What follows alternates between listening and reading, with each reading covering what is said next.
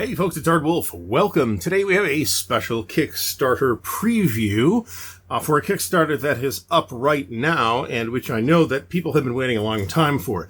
This is Enemy Action Kharkov, designed by John Butterfield and published by Compass Games. Compass was kind enough to send me a copy. So this is Enemy Action Series Volume 2. The first was Enemy Action Ardennes, a very highly regarded game about the Battle of the Bulge. And the interesting thing about this series, like some other John Butterfield design, so I guess this is more of a John Butterfield signature than anything else, is that it is a solitaire game in which you can play it solitaire from either side or play it competitively.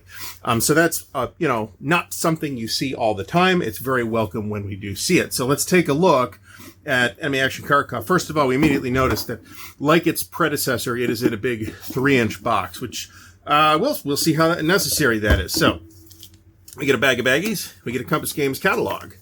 I'll leave it to you folks to look through the Compass Games catalog, but we get a 10-sided die. We'll put that in there. We get what looks like 3 decks of cards: Soviet player command, German enemy command, and German setup. So there's probably a German player command deck in here somewhere too. So we'll take a look at those. And then we get, I'd say, a good 1.5 inches of additional stuff. So let's take a look at the stuff. So we have some player aids.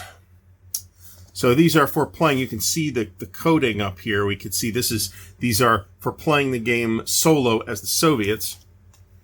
Okay, and you've got all kinds of activation aids here.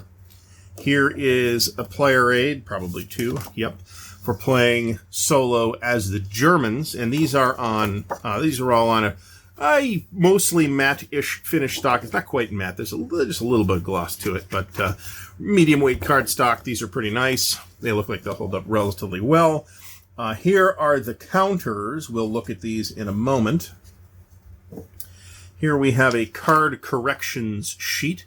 Looks like there is some, relatively minor errata. So, Enemy Action Krakow. Okay, I'm not sure what that means. Soviet command card displays. Okay. So these are card displays. And we have Soviet solo rules, 2-player rules, German solo rules. I'm going to do all the... this is pretty big. I'm going to do all the player aids first. And here is the 2-player aid, actually. So once again, it's a 11x17 folded. Okay. These player aids will go in the player aids pile. Now the rule books, we'll start with the 2-player rules. This is a 32 pages? 28 pages. I'm pretty good at that, but not that good. 28 page, satin finish, real close to matte though, which I prefer. Full color, looks like good use of color. Looks like nice clean layout too. And looks like, and again, this is the 2-player rule book. It looks like basically almost all of this is in fact rules. It's about 24 pages of rules total, it looks like. And some designer's notes. Key changes from Enemy Action Ardennes. That's going to be very useful for somebody who's very familiar with Enemy Action Ardennes. Okay, and then we have a sequence of play summary on the back. This is also, I'm pretty sure, on the player aid cards. So, and we have solo Soviet rules and German solo rules. Soviet solo rules are 44 pages. German solo rules, I'm just curious, are 52 pages. Looks like we got a little, we're going to have to fix that. That is a tiny little thing got folded in processing there. We'll take care of that. It's not a big deal. So, once again, near matte finish. I think the layout here is very attractive. It's nice and clean. There's a couple of different scenarios for the Soviets. We have the initial assault, which is just 2 turns. We have Operation Star and Gallop, which is 6 turns. Okay. And then we have the German solo rules, which again is, it's bigger. It's a little bit bigger than playing as the Soviets. It sounds like it's a little more to it. 3 game maps. Oh, interesting. Okay. Okay, very interesting. You get a map for each game. It is not necessarily 3 separate maps. So these are there are 3 maps here. I noticed that already. So here we have, and I like the Popov versus Manstein title too, by the way. So this one is what looks like the Soviet map, if you're playing solo as the Soviets. Okay, so what we have here is the 2-player map.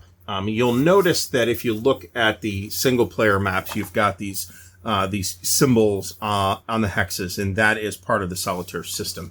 You don't have that here on the 2-player map, which does mean that I think they picked a clean map layout so that these solitaire maps wouldn't look really cluttered, which they sometimes do in these games. See also the map for D-Day at Omaha Beach, if you would like an example, where this map is very clean looking.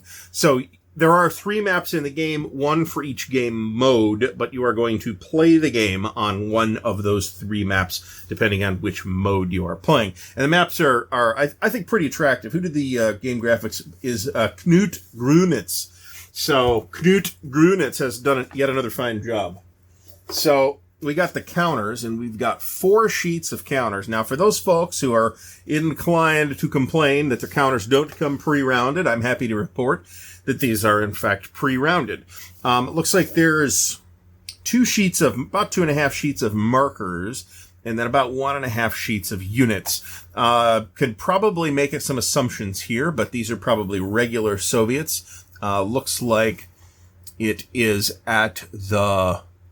Hard to say what the scale is on here. It is not obviously marked on the units. But there is what looks like a number of steps on the units as well, though.